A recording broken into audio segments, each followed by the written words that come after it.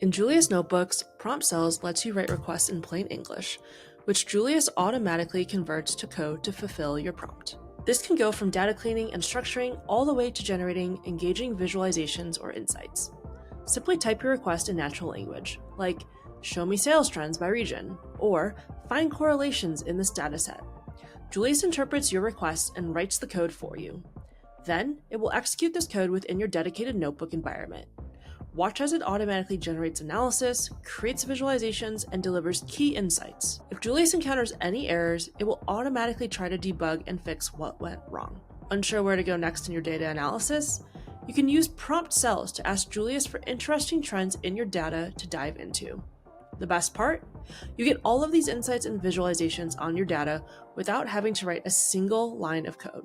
Want to give it a try with your team? Sign up for Julius today and let us know how you like it. And if you have any other feature requests, let us know in the comments below.